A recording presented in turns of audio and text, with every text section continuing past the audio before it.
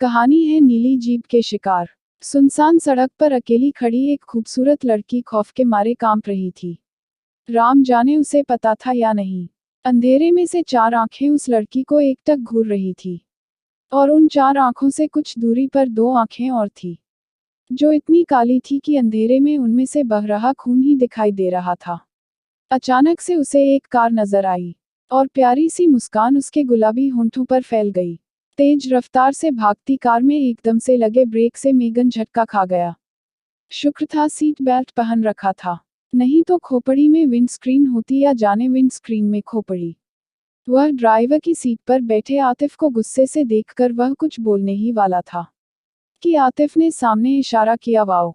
सुनसान highway, road lights के पीछे अंधेरा ही अंधेरा, और कार के आगे लिफ्ट मांगती एक खूबसूरत लड़की।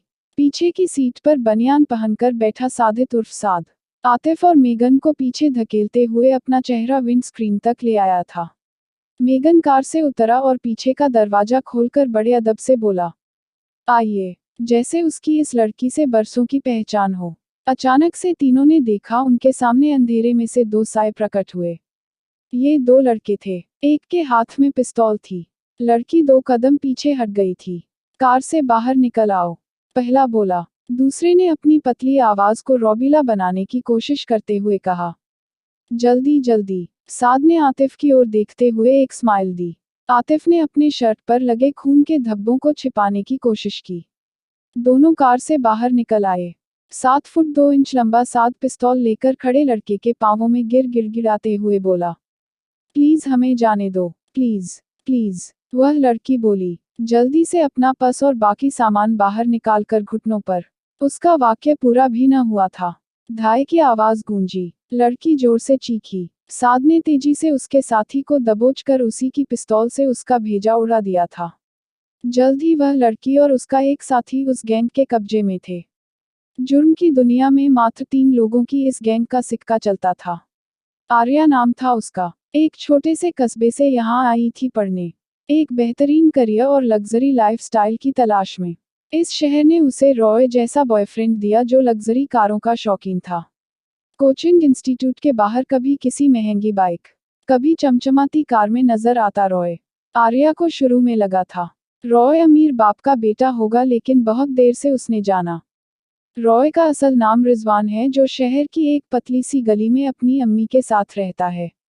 रॉय के साथ उसने कैफेटेरिया से होते हुए बार तक का अश्लील सफर तय कर लिया था, और इस राह से लौटना संभव न था।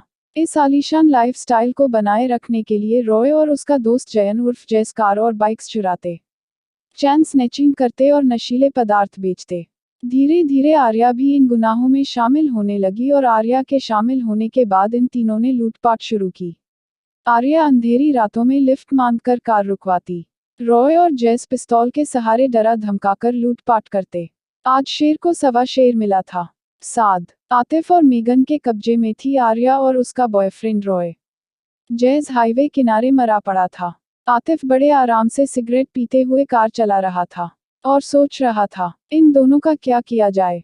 उधर हाईवे पर पड़ी लाश की ओर दो रक्ताब आंखें बढ़ रही थी। उस साए का काला लबादा हवा में लहरा रहा था। जैस के फटे पड़े माथे के पास आकर उसने अपनी नीली जीभ लिपल पाई। ताजे खून को देखकर उसके मुंह में पानी आ गया था। आतिफ, किसी कच्चे रास्ते पर गाड़ी ले ले, बहुत दिन हो गए हैं जिस्म की प्यास बुझाए हुए। आर्या के गालों को सूंघते हुए साद आहें भरता जा रहा था। रॉय पड़ा पड़ा छटपटा रहा था। उसके हाथ पीछे की ओर बंधे हुए थे, मुंह में कपड़ा ठूंसा हुआ था। उसके घुटने सीने को छू रहे थे। किसी पोटली की तरह गोल गोल बांधकर उसे सीट के नीचे डाल दिया गया। रहने देना, इन दोनों को मारकर कहीं फेंक देते हैं। एक वह डिक्की में भी पड़ी है, प्यास उससे बुझा लेना। आतिफ ने पीछे देखते हुए कहा, पागल है तू, भाभी है मेरी वह तो। तेरी गर्लफ्रेंड के साथ मैं क्यों रिलेशन बनाऊं? तू तो मेरा भाई है ना। साद और आतिफ की बातें सुन गुस्से से मेगन बोला, ये बकवास बंद करो, कोई कुछ नहीं करेगा किसी लड़की के साथ। अपनी गैंग का उसूल किसी हालत में नहीं टूटेगा। कोई जोर जबरदस्ती नहीं किसी लड़की से। मुझे तो सच्ची में लगता है मेगन, ये औरतों की रिस्पेक्ट का तेरा जो ये चोंचला है, ये सब उस कहानी की वजह से है जो इस हाईवे के बारे में खूब फेमस है। साद बोला, आर्या ने पहली बार साद की आंखों में देखा। तुम्हें नहीं पता क्या, एक काला साया जो उन्हीं लोगों की हत्या करता है जो किसी अबला नारी की इज्जत लूटते हैं। साद ने खी करती एक अजीब सी हंसी के साथ कहा। अपन दोनों तो गए साद। वह काला साया आया तो इस मेगन के तो पैर छुएगी वह डायन। कहीं इसे प्रपोज न कर दे। आतिफ और साद दोनों ने जोर से ठहाका लगाया। फिर आतिफ वापस बोला, साद, इसे वो कहानी तो सुना। ओह बेबी, बहुत डरावनी कहानी है। मेरे तो रोंगटे खड़े हो जाते हैं उस काले साए की बात सुन। वह अमावस की काली रात, 5 दोस्त, शराब पार्टी, अकेली कुंवारी स्त्री, गैंग रेप और मर्डर। वापस आतिफ और साद का जोरदार कहकहा सुन मेगन झल्ला उठा। और हाँ, मर्डर के बाद फिर से लाश के साथ गैंग रेप। साद और न जाने क्या कहने ही वाला था कि आतिफ ने एकाएक फिर से ब्रेक मारा। साद उछलता हुआ विंडस्क्रीन तक आया और बोला, ओह शिट, पुलिस, मुझे तो लगा एक और लड़की है। अब क्या करें मेगन, वापस ले, जल्दी कर। और जल्द ही। आतिफ ने गाड़ी बैककर अपने पूरे जोर से एक्सीलेटर दबाया। कार मानो हवा में बात कर रही थी। पुलिस कहीं पीछे छूट गई। वे एक कच्चे सुनसान रास्ते पर थे। आतिफ ने अपनी माशूका जैसी को किसी और के साथ आपत्तिजनक हालत में देख लिया था। मेगन, साद और आतिफ हथियारों की किसी डील के सिलसिले में रवाना हो चुके थे कि आतिफ को कुछ याद आया। वह वापस अपने फ्लैट में गया। देखता है अपनी माशूका जैसी को किसी कम उम्र के लड़के के साथ। आतिफ ने उस लड़के को काट पीट कर सूटकेस में भरा। जैसी को साथ लेकर डील के लिए अपने दोनों दोस्तों के साथ निकल पड़ा। सुनसान रास्ते में उसने साद को जैसी के साथ बलात्कार करने के लिए उकसाया, लेकिन मेगन का उसूल आड़े आ गया। आखिरकार मेगन के साथ लंबी बहस के बाद आतिफ ने जैसी को बांधकर डिक्की में डाल दिया और तीनों रवाना हो गए हथियारों की डील के लिए, जहां बीच रास्ते में रॉय, आर्या और जैज लूटपाट के लिए उनका इंतजार कर रहे थे। कार कच्चे रास्ते पर चलती जा रही थी। किस मुसीबत में फंस गए। एक तो डिक्की में जैसी और वह सूटकेस, सीट के नीचे बंधा पड़ा रॉय और सीट पर बंधी बैठी आर्या। किस किस को कहां ठिकाने लगाना। ऊपर से मेगन का उसूल, लड़कियों के साथ कोई गलत हरकत नहीं। आतिफ मन ही मन मेगन को गाली दे रहा था।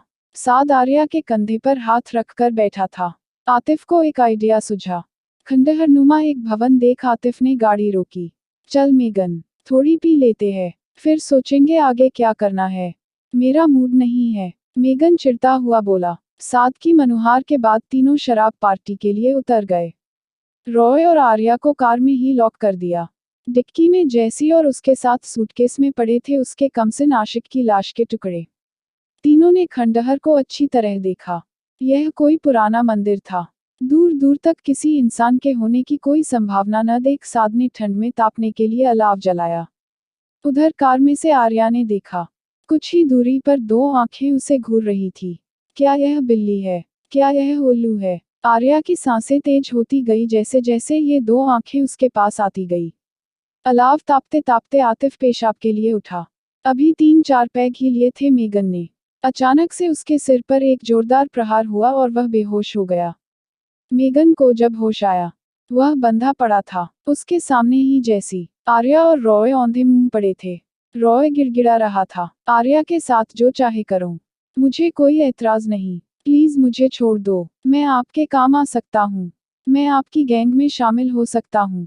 आर्या बड़ी हैरानी से अपने उस आशिक को देख रही थी, जो दिन में कई दफा साथ जीने मरने की कस्में खाया करता था और आज अपने प्यार को 2 गुंडों के सामने पेश कर रहा था, जैसे वह गोश्त का कोई टुकड़ा हो।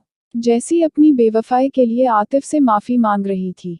मेगन को होश में आया देख आतिफ अपशब्द बोलते हुए, बड़ा सीधा बनता है। तू क्या हमारा बॉस है जो हमें बताएगा क्या करना है क्या नहीं? मेगन की अकड़ बिल्कुल कम नहीं हुई थी। देख आतिफ, माँ तक नहीं जाने का, और इन लेडीज को छोड़ दे। हमारी गैंग का उसूल है।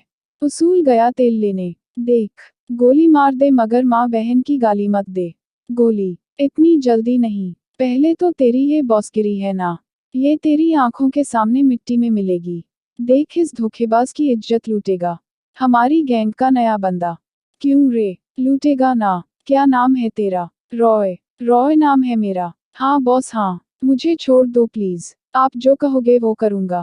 Please please. साद ने रॉय के हाथ पैर खोल दिए।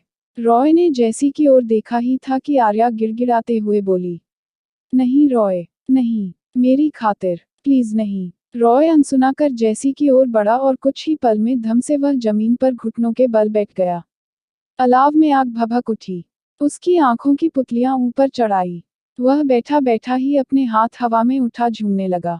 फिर उसने अपने दोनों हाथ जमीन पर रखकर सिर को जैसी के सामने झुकाया और अचानक से खुद की गर्दन मरोड़ दी।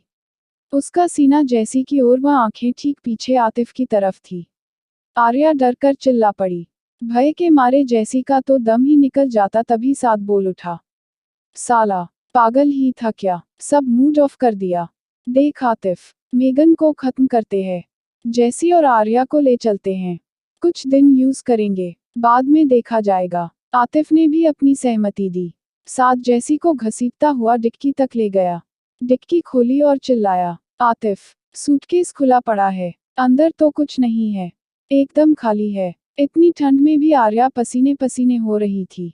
उसने 2-3 बार शश किया और आतिफ से फुसफुसाते हुए बोली, पीछे, पीछे, कोई है। आतिफ ने पीछे देखा। उसके पांव जम गए यह दृश्य देखकर। सामने वही लड़का खड़ा था, जिसके टुकड़े टुकड़े कर उसने सूटकेस भरा था। आतिफ के रोंगटे खड़े हो गए। अचानक से कार स्टार्ट हुई। आतिफ ने देखा, साद भागने की कोशिश कर रहा था लेकिन कार चल ही नहीं रही थी। साद ने अपना पूरा जोर लगाकर एक्सीलेटर दबाया। गाड़ी जरा भी टस से मज न हुई और फिर एकदम से इतनी तेज भागी कि सामने खंडहर के खंभे से जा टकराए। विंडस्क्रीन बिखर गई और साद बाहर आ गिरा। उसके सिर से खून बह रहा था। वह लड़खड़ाता हुआ खड़ा होने की कोशिश कर ही रहा था कि अचानक से सांप जैसी फुफकार के साथ नीली जीभ लपलपाते हुए एक साया अपने दोनों हाथों व पैरों पर चलते हुए साद के पास आया। साद स्तब्ध हो देखता रहा। उस साए ने पहले उसके सिर से बहता खून चाटा, फिर अपने दोनों हाथों से साद का माथा इतना जोर से दबाया कि खून की फुहार छूट गई, जिसे वह साया प्यासे कुत्ते की तरह पीता जा रहा था। आतिफ की आंखें फटी की फटी रह गई। उस खौफनाक जीव ने साद का माथा इतनी जोर से दबाया कि वह फट पड़ा। आतिफ को कुछ नजर नहीं आया। वह भागा जितना तेज हो सके। अब वह आकृति मेगन के पास आई। मेगन ने खुद को मानसिक रूप से तैयार कर लिया था अपनी मौत के लिए, लेकिन नहीं, अचानक से वह साया न जाने कहां गायब हो गया। मेगन, जैसी और आर्या के हाथ पैर खुले हुए थे। मेगन दोनों से बोला, चलो, आप दोनों को घर छोड़ देता हूँ। जैसी ने पूछा, और आप? मैं अपने गुनाहों का हिसाब चुकाने जाऊंगा। मेगन ने मन ही मन निश्चय कर लिया था, पुलिस के सामने आत्मसमर्पण कर अपने सारे गुनाह कबूल करने का। और उधर आतिफ भागता जा रहा था, भागता ही जा रहा था, ठीक उस ओर जहां वह काला साया अपनी नीली जीभ लपलपाते हुए उसका इंतजार कर रहा था। ऐसी ही अच्छी कहानी देखने के लिए इस कार्ड पर क्लिक कीजिए। अगर आपको कहानी पसंद आए तो लाइक और शेयर कीजिए और चैनल को सब्सक्राइब करना मत भूलिए।